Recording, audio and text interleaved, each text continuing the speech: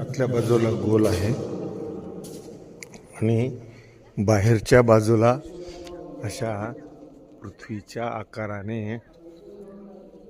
याला गोल केलेला आहे आणि वरती आपल्याला ही मूर्ती दिसते. तर आपण असं या मूर्तीला अशी प्रदक्षिणा पण घालू शकतो.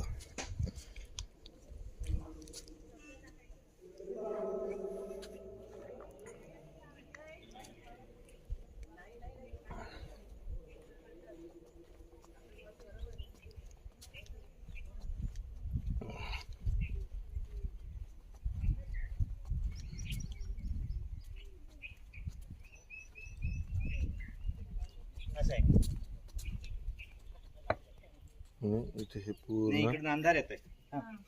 स्वरूपाची आपल्याला इथे परशुरामाची मूर्ती आहे आणि ही ज्यांनी बनवली त्यांचं नावही इथे दिलेलं आहे.